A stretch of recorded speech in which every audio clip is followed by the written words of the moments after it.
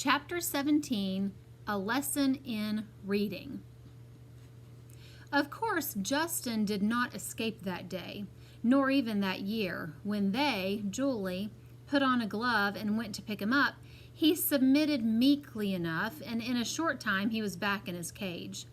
Yet he had learned some things. He had, as Julie noticed, examined the air ducts, the openings along the wall through which warm air flowed in winter, cool air in summer, and he had studied the windows. Mainly, he had learned that he could, occasionally at least, jump from his cage and wander around without incurring any anger or injury. All of this eventually was important, for it was Justin, along with Jenner, who finally figured out how to get away. I had a part in it too, but all of that came later. I won't go into details about the rest of our training, except for one part of it. That was the most useful of all. But in general, during the months that followed, two things were happening. First, we were learning more than any rats had ever before, and were becoming more intelligent than any rats had ever before. The second thing could be considered from some points of view even more important, and certainly more astonishing than the first. Dr. Schultz, you will recall, had said that the new series of injections might increase our lifespan by double or more. Yet even he was not prepared for what happened. Perhaps it was the odd combination of both types of injections working together. I don't know, and neither did he. But the result was that it was, far as he could detect, in the A group, the aging process seemed to stop almost completely.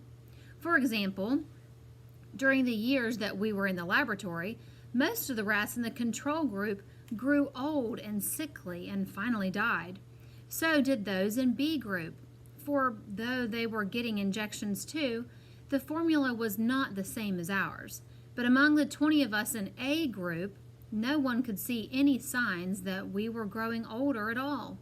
Apparently, though we seldom saw them, the same thing was happening with the G group, the mice who were getting the same injections we were. Dr. Schultz was greatly excited about this. The short lifespan has always been a prime limiting factor in education, he told George and Julie. If we can double it and speed up the learning process at the same time, the possibilities are enormous. Double it.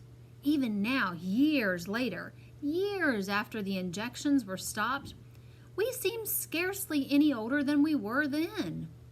We could not detect either of these things ourselves. That is, we didn't feel any different. And since we had no contact with the other groups, we had no basis for comparison. All we had to go by was what Dr. Schultz said. He and the others were preparing a research paper about us to be published in some scientific journal. So each morning he dictated the results of the previous day's test into a tape recorder. We heard all of it, though there was a lot of technical stuff we couldn't understand, especially at first. Until the paper was published, he kept reminding George and Julie of this. The whole experiment was to be kept secret. The one important phase of training began one day after weeks of really hard work at the shape recognition that I mentioned before. But this was different. For the first time, they used sounds along with the shapes and pictures, real pictures we could recognize. For example, one of the first and simplest of these exercises was a picture, a clear photograph of a rat. I suppose they felt sure we would know what it was. This picture was shown on a screen with a light behind it. Then, after I had looked at the picture and recognized it, a shape flashed on the screen after it, a sort of half circle and two straight lines, not like anything I had seen before. Then a voice began. R, R, R. It was Julie's voice, speaking very clearly, but it had a tinny sound. It was a record. After repeating R a dozen times or so, that particular shape disappeared, and another one came on the screen, still under the picture of the rat. It was a triangle with legs on it, and Julie's voice began again. A, When the shape disappeared, a third one came on the screen. This one was a cross. Julie's voice said, T, T, T. Then all three shapes at once appeared, and the record said, R, A, T, rat. You will already have recognized what was going on.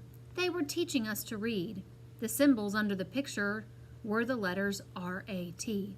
But the idea didn't become clear to me, nor to any of us, for quite a long time, because, of course, we didn't know what reading was. Oh, we learned to recognize the shapes easily enough, and when I saw the rat picture, I knew straight away what symbols would appear beneath it. In the same way, when the picture showed a cat, I knew the same shapes would appear, except the first one would be a half circle, and Julie's voice would appear, C, C, C. I even learned that when the photograph showed not one, but several rats, the fourth shape would appear under it, a snaky line.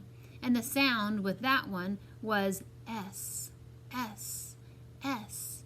But as to what all this was for, none of us had any inkling.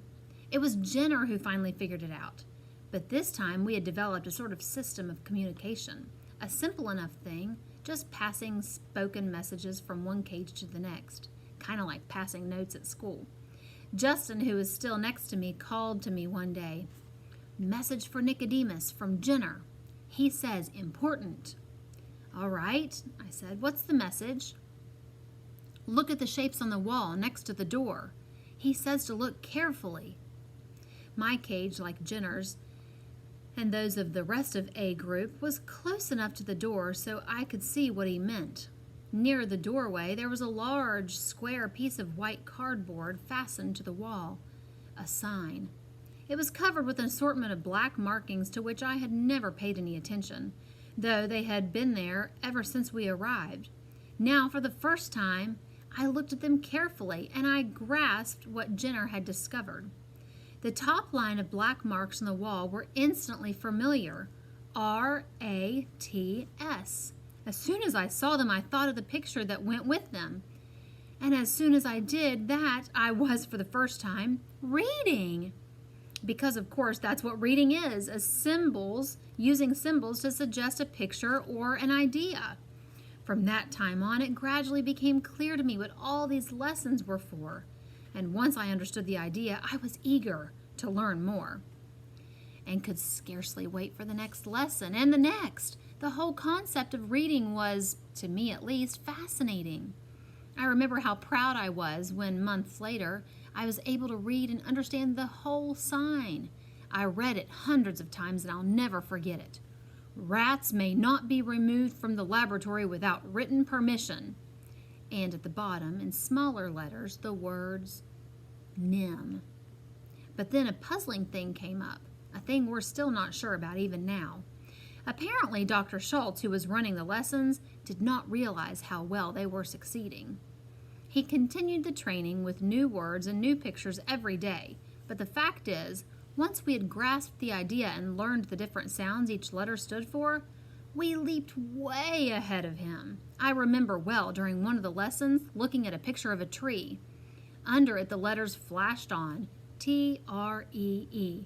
But in the photograph, though the tree was in the foreground, there was a building in the background and a sign near it. I scarcely glanced at the T-R-E-E, but concentrated instead on reading the sign. It said, NIM, private parking by permit only, reserved for doctors and staff, no visitor parking. The building behind it, tall and white, looked very much like the building we were in. I'm sure Dr. Schultz had plans for testing our reading ability. I could even guess from the words he was teaching us what the tests were going to be like. For example, he taught us left, right, door, food, open, and so on. It was not hard to imagine the test. I would be placed in one chamber, my food in another. There would be 2 doors and a sign saying, "For food, open door at the right," or something like that. Then if all of us, moved unerringly toward the proper door, he would know we understood the sign. As I said, I'm sure he had planned to do this, but apparently he did not think we were ready for it yet. I think maybe he was even a little afraid to try it, because if he did it too soon, or if any other reason it did not work, his experiment would be failure. We wanted to be sure. He wanted to be sure, and his caution was his undoing. Justin announced one evening around the partition, "I'm going to get out of my cage tonight and wander around a bit." "How can you? It's locked." "Yes, but did you notice along the bottom edge there's a printed strip?" I had noticed it. I should perhaps explain that when Dr. Schultz and the others opened our cages, we could never quite see how they did it. They manipulated something under the plastic floor. Something we couldn't see. "What does it say?" "I've been trying to read it since the last 3 times they brought me back from training. It's very small print, but I think I've finally made it out. It says, to release door, pull knob forward and slide right." "Knob?" "Under the floor.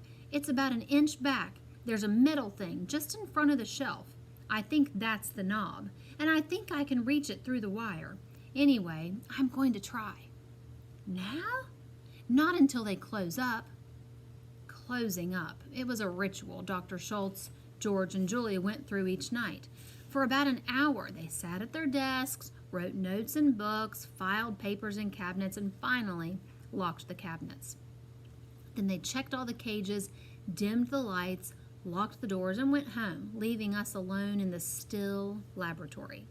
About half an hour later, they left. That night, Justin said, "I'm going to try now." I heard a scuffling noise, a click, a scrape of metal, and in a matter of seconds I saw his door swing open. It was as simple as that when you could read. "Wait," I said. "What's the matter?"